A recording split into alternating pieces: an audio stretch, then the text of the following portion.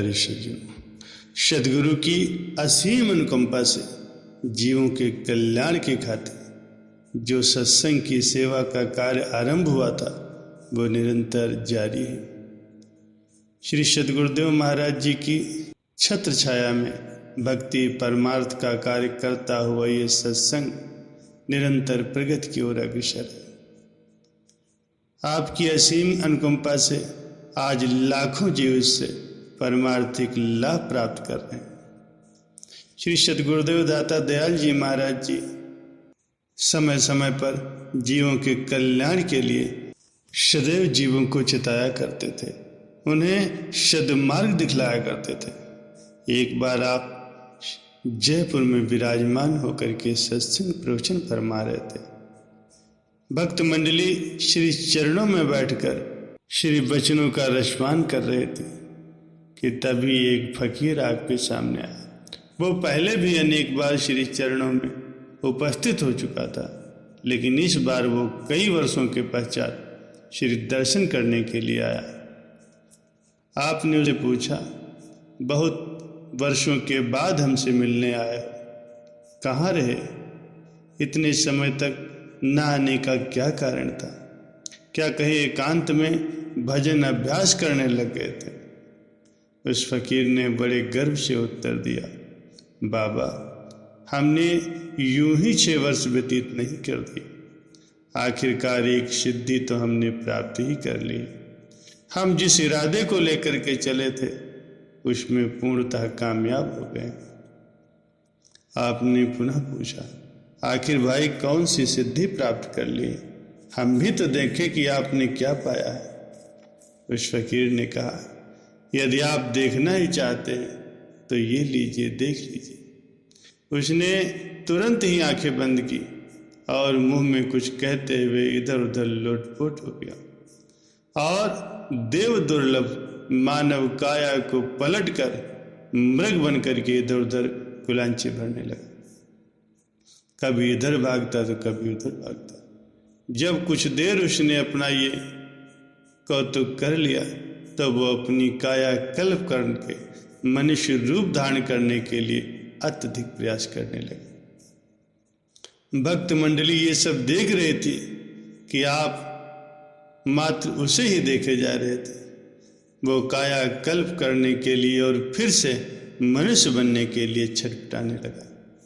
कभी दीवार से सिर टकराता तो कभी भूमि पर गिर करके माथा पटकता, लेकिन अपने कार्य में वो सफल नहीं हो पा रहा था।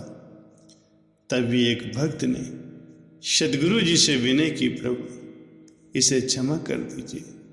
आपने फरमाया, जब तक ये संकल्प न कर ले कि मैं पुनः इस प्रकार का काम नहीं करूंगा, तब तक ये अपनी पहली अवस्था में नहीं आ सकता। तब उस मृग रूपी फकीर ने संकल्प किया और श्री सदगुरु महाराज जी से क्षमा याचना की। आपने उसे क्षमा किया और वो अपनी पूर्व देह को फिर से प्राप्त हुआ। इसके पश्चात आपने श्री वचन फरमाया, मनुष्य अपनी इच्छाओं और वासनाओं के अधीन होकर के पहले से ही पशुतुल्य कर्म करने में लगा रहा। फकीरों अर्थात साधुओं का काम तो उन्हें मानव जन्म की विशेषता का बोध कराना है। आत्म जागृत ही मनुष्य की सच्ची साधना है। मनुष्य बन करके पुनः जानवर बनने के लिए साधना करना कितनी अज्ञानता है, और फिर फूला नहीं समाता है अपनी उस अज्ञानता पर और कहता है कि मैंने बहुत कुछ पा लिया। यदि पाना ही था तो वास्तविक वस्तु को पाने का प्रयत्न करता, जिससे पुनः जन्म मरण के चक्कर में न आना पड़ता। फकीर ने क्षमा याचना की और आपसे अत्यंत प्रभावित होकर के नित्य प्रति आपके श्री दर्शनों और सत्संग से लाभ उठाने लगा। प्यारे सज्जनों, तात्पर्य यह है कि परमात्मा की सृष्टि में जितने भी प्राणी हैं उन सब में मनुष्य को ही सर्वश्रेष्ठ कहा गया, क्योंकि मालिक ने उसे विवेक विचार की शक्ति प्रदान की, जिसके कारण वो अपना लाभ-हानि, हित अहित के विषय में सोच सकता है। भली प्रकार के निर्णय करके वो अपना मार्ग प्रशस्त कर सकता है, उससे लाभ उठा सकता है। प्यारे सज्जनों, मनुष्य के सम्मुख दो मार्ग हैं।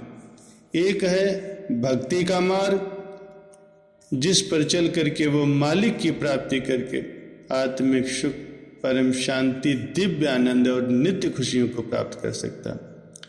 और दूसरा मार्ग है संसार के सुख भोगों पर, जिस पर चल करके वो 84 लाख योनियों के गर्त में जा गिरता है। परिणाम स्वरूप उसे असहाय दुख कष्ट भोगने पड़ते हैं।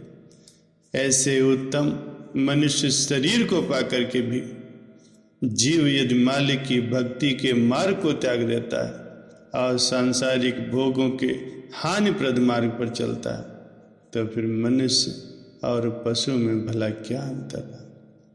मनुष्य और पशु में इतना ही तो अंतर है कि मनुष्य अपना भला बुरा सोच सकता है, जबकि पशुओं को ऐसी शक्ति प्राप्त नहीं।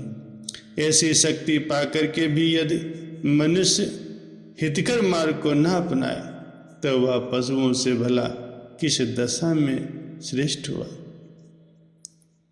शरीर से संबंधित जितने भी कार्य हैं, वे सब तो अन्य योनियां भी कर सकती हैं और कर भी रही हैं। फिर भला मनुष्य की क्या विशेषता है? उसकी विशेषता तो तभी है जब वो मालिक की भक्ति करके अपना लोक और परलोक संवार ले, अपना कल्याण कर ले। प्यारे सज्जनों, यदि संसार की ओर देखा जाए तो संसारी लोग भक्ति के कार्य से अचेत होकर के केवल शरीर के ही कार्यों में लगे हुए।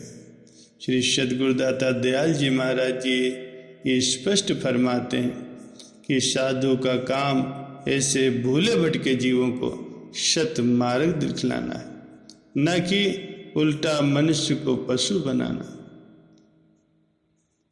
सांसारिक सुख भोगों के लिए सांसारिक जीवों को कष्ट पहुंचाना साधु के लिए कभी भी उचित नहीं है। हाँ, यदि वे श्रद्धा और प्रेम से सेवा करें तो बात अलग है। फिर भी साधु का कर्तव्य तो यही है कि सात्विक भाव से सदुपदेश देकर के दिन रात जन कल्याण का कार्य करता रहे। संत फरमाते हैं कि नाम जपना और जपाना है फकत साधु का काम, खलक को रास्ता दिखाना है फकत साधु का काम।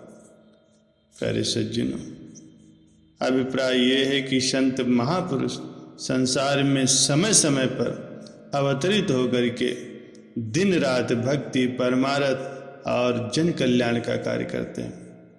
गुरुमुख जन अत्यंत भाग्यशाली होते हैं, जिन्हें कि समय के पूर्ण संत सद्गुरु की चरण शरण प्राप्त होती है। इस दुर्लभ संयोग को पाकर के गुरुमुखों का ये कर्तव्य हो जाता है कि महापुरुषों की पावन संगत से पूर्णतः लाभ उठाएं, उनके सत्संग को श्रवण करें और उनकी कृपा से अपने मानव जन्म को सफल करें।